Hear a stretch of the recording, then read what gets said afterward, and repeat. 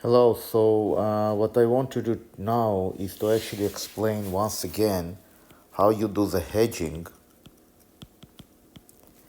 in the binomial model.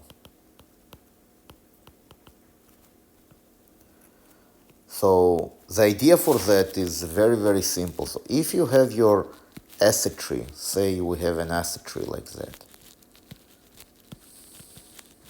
okay? And let's say that this is 100, this is 150, this is 80, this is, I don't know, I mean, maybe it's 60, etc., etc., etc., and you have the option tree here, so that when you calculate the option, okay, so let's say it's the price 8 is here, and you want to calculate the hedging ratio in this point.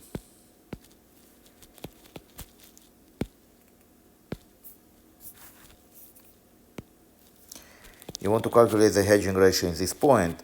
All you do is to take the option value here, the option value here, and divide by the differences between the values of the corresponding assets. So if this price of the option is OU and this price of the option is OV, okay, then, and so this is, let's say, SU and this is SV, then your hedging ratio will be OU minus OV divided by SU minus SV, and this will be your hedge ratio.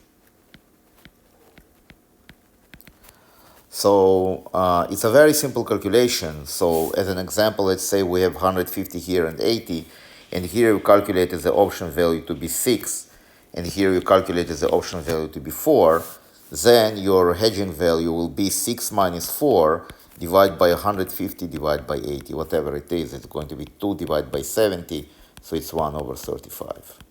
Okay?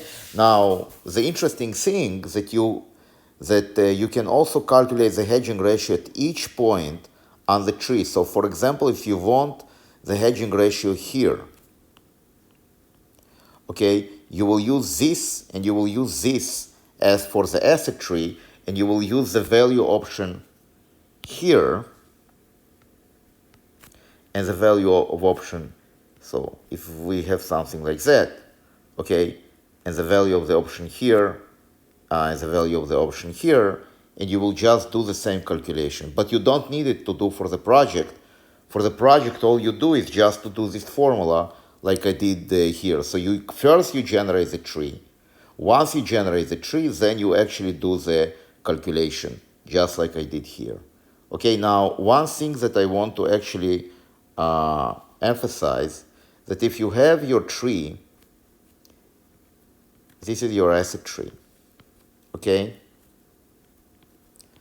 so let's assume that this is your final stage. This is, let's say, 150, this is 80, then here you have 60, maybe here you have another one, and here you have, let's say, I don't know, 65, well, it has to be down, so let's say 50, okay?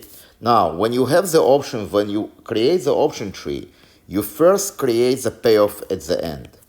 So if your payoff, let's say, the strike price is 100 for a call option, okay, you're going to have here 100.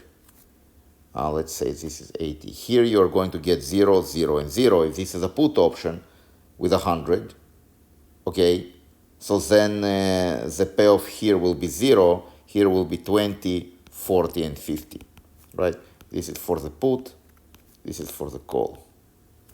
And then you actually form the option tree going backwards with the formula that I gave you, PU times OU plus PV times OV, and then you multiply by the risk-free rate, okay? Where T is your option step. All right, hope that this video is actually helpful for the project, and have a great summer if, and hopefully you enjoy the class. Thank you and have a great day. Bye.